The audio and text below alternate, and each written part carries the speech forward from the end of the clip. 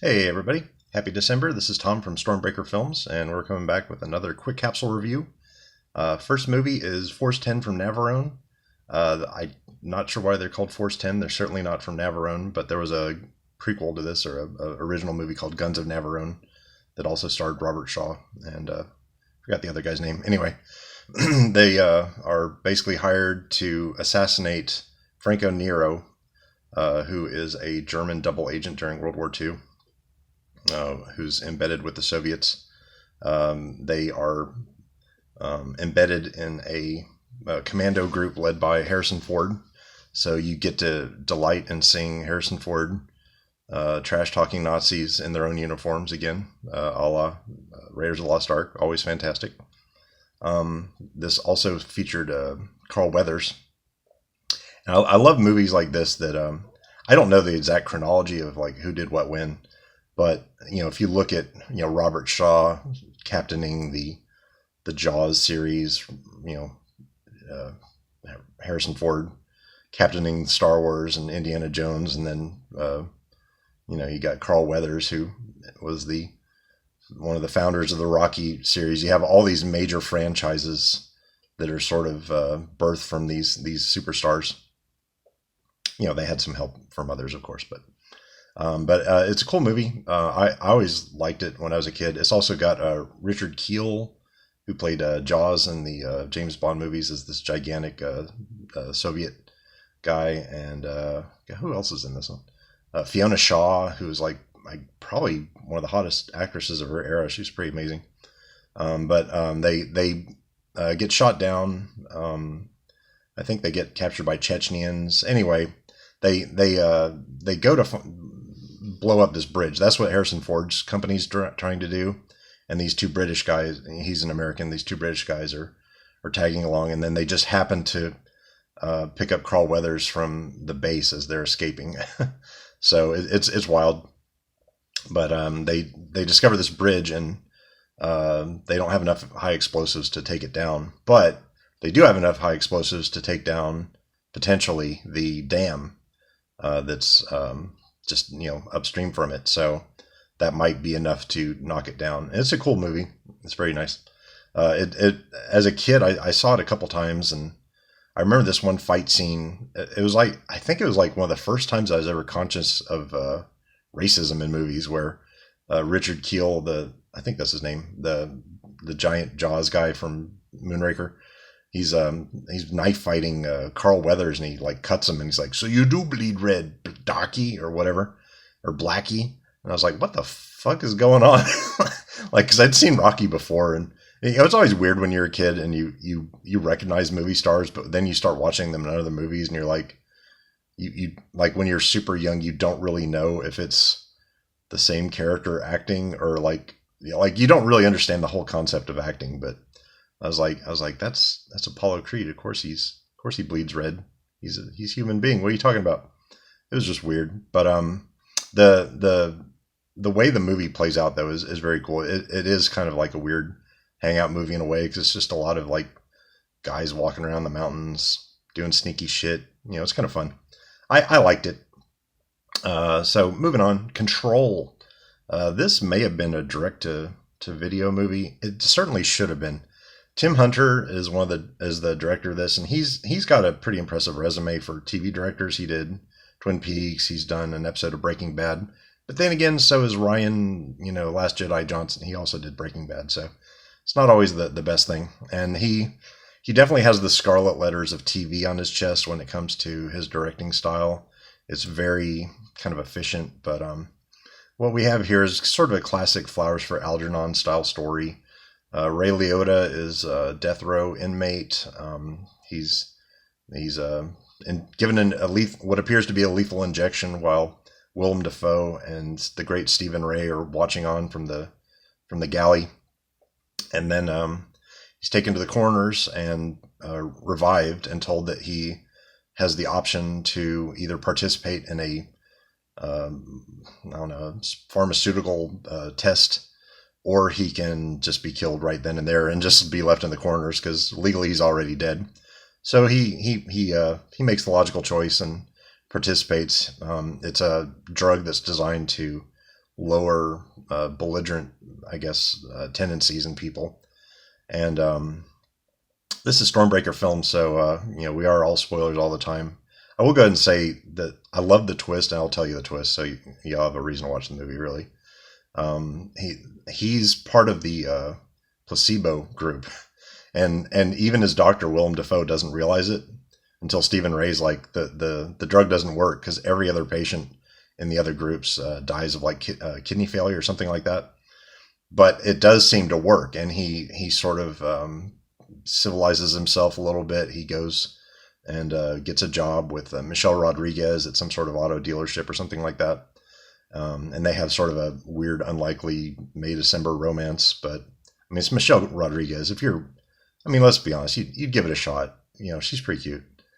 But Ray Liotta, it was kind of funny seeing Ray Liotta and Willem Dafoe. First of all, Ray Liotta he'll always be an absolute legend for me because he was in the greatest video description ever. For Muppets from Space, co-starring Gonzo and Ray Liotta. That was the funniest thing to me.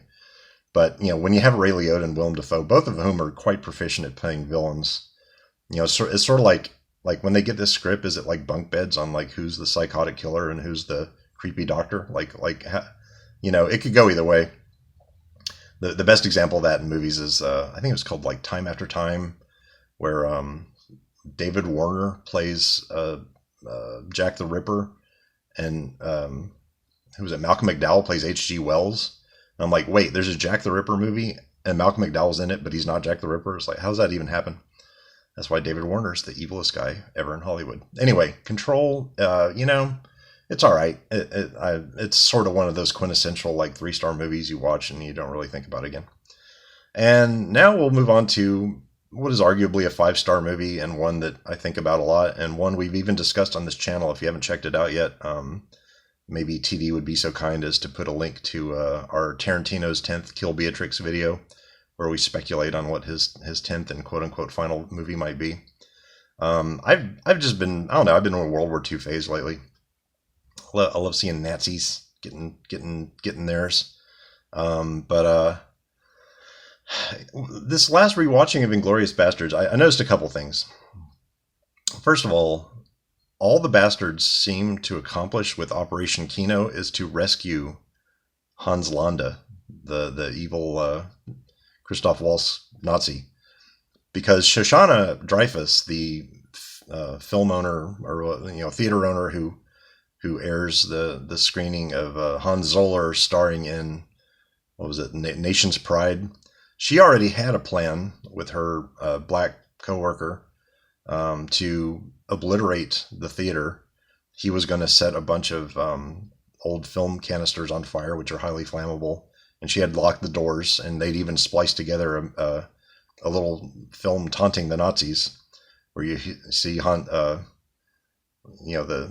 what's his name, Zoller. Anyway, he screams like, "Who has a message for Germany?" And she goes, "I do have a message for Germany. This is the face of your Jewish revenge," and all this stuff. And so meanwhile, the Bastards, Brad Pitt and Little Man, are captured by Hans Landa, who strikes a deal with them to become free and to get the Congressional Medal of Honor, among other things. So, as Brad Pitt says, he feathers quite a nice nest for himself. But what do they achieve other than that? Okay, I mean, you have the Bear Jew Eli Roth and his buddy Dominic DeCoco. They go up and they shoot up the gallery where Hitler and Goebbels are, and they murder them. But they murder them while the theater's on fire and everyone's locked in. And then they shoot into the crowd, and so it's just added brutality. But they don't achieve anything. I don't think there was any way that anyone was getting out of that theater. I mean, it was lighting up more than a Whitesnake concert. So what did they really achieve?